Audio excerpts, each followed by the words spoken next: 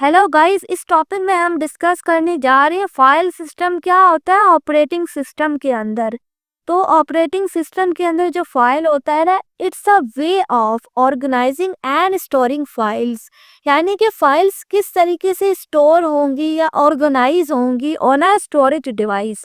यानी कि storage device में फाइल किस तरीके से ऑर्गेनाइज होंगी या स्टोर होंगी, वो फाइल सिस्टम डिसाइड करता है।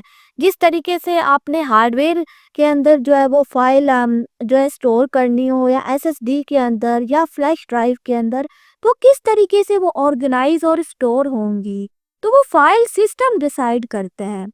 और ये क्या करता है, ये ना डिफाइन करता है कि किस तरीके से डेटा स्टोर होगा, एक्सेस होगा और मैनेज होगा।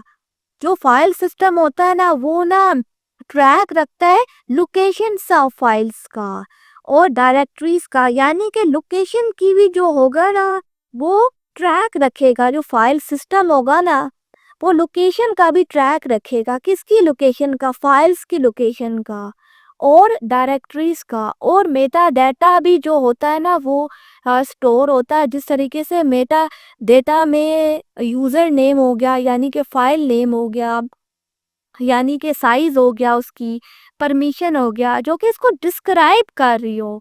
तो वो मेटा डेटा में इंफॉर्मेशन स्टोर होती है। जिस तरीके से फाइल नेम, यानी कि उसको डिस्क्राइब करने के लिए जो इंफॉर्मेशन चाहिए होती है ना, वो मेटा डेटा में जो होगी ना, वो स्टोर होगी। तो इस तरीके से होता है जो फाइल सिस्टम होता है ना, ये एक वे है कि किस तरीके से फाइल्स जो होंगी वो ऑर्गेनाइज होंगी और स्टोर होंगी स्टोरेज डिवाइस के अंदर। और उसके अंदर क्या होता है, फाइल्स का या फोल्डर्स का सारा ट्रैक रखा जाता है। उनका नाम क्या है, साइज क्या है, उनकी परमिशन क्या है, जो कि उनको डिस्क्राइब कर रही हूँ। यानी कि बहुत बार क्या होता है, आपने ना कोई फाइल खोली होगी, तो वहाँ पे अगर आप डिटेल्स में जाते हो, तो वहाँ पे इसकी परमिशंस या उसकी साइज या उस फाइल का नाम वो आपको शो हो रहे होते हैं। तो वो फाइल सिस्टम ने डिसाइड किए होते हैं। मतलब हर किसी का अलग ऑपरेटिंग सिस्टम का फाइल सिस्टम है, वो मैं आगे आपको डिस्कस करके बता रही हूँ। तो इस तरीके से जो होता है ना, जो फाइल सिस्टम होता है ना, उसके थ्रू जो होता है ना, वो फाइल्स जो होती है ना, वो मैनेज हो रही होती हैं। आप ये समझ लो, उसके अंदर सारी इंफॉर्मेशन जो होती है ना, वो फाइल सिस्टम जो होता है ना, उसके बदौलत जो है ना, वो इंक्लूड होती है। मतलब वो डिसाइड करते हैं। अगर हम बात करें कॉमन टाइप कौन कौन सी है फाइल सिस्टम की, तो सबसे पहले तो NTFS है। यानी कि ये जो फाइल टाइप होती है ना, वो विंडोज़ में इस्तेमाल होती है। अगर हम बात करें FAT32 की, तो ये बहुत ओल्डर है, लेकिन क्या होता है, विंडोज़ में और सम एक्सटर्नल ड्राइव्स में यूज़ होता है अभी भी। अगर हम तीसरे पॉइंट की बात करें EXT4 की, तो ये जो फाइल सिस्टम है ना, ये ना लिनक्स में इस्तेमाल होता है। मतलब मैंने आपको बताया ना, हर ऑपरेटिंग सिस्टम के अलग अलग फाइल सिस्टम है। और अगर ATFS की बात करें, तो ये ना मैक ओएस का फाइल सिस्टम है। तो मैंने आपको सबका बताया, मैक ओएस का भी, विंडोज़ का भी, लिनक्स का भी, और ओल्डर वर्जन ऑफ विंडोज़ का भी, और एक्सटर्नल ड्राइव्स का भी।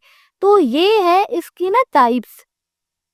अगर हम बात करें हम लोग क्यों यूज़ करते हैं फाइल सिस्टम, तो क्या होता है, जो फाइल सिस्टम होता है ना, वो बहुत ज़्यादा हेल्पफुल होता है। मतलब कि ये इंश्योर करने के लिए कि जो डेटा है ना, वो एफिशिएंटली स्टोर हो रहा है।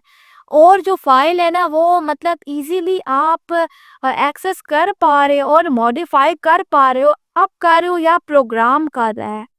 तो फाइल सिस्टम ने इंश्योर करता है डेटा की एफिशिएंसी को, कि डेटा एफिशिएंटली स्टोर हो रहा है। और जो फाइल्स होती है ना, वो आप आसानी के साथ एक्सेस कर सकते हो और मॉडिफाई भी कर सकते हो। आप कर सकते हो या प्रोग्राम भी कर सकता है। तो फाइल सिस्टम बहुत ज़्यादा ज़रूरी है और बहुत ज़्यादा बेनिफिशियल भी है। तो ये था फाइल सिस्टम ऑपरेटिंग सिस्टम के अंदर। उम्मीद है कि आपको ये लेक्चर पसंद आया होगा। Thank you.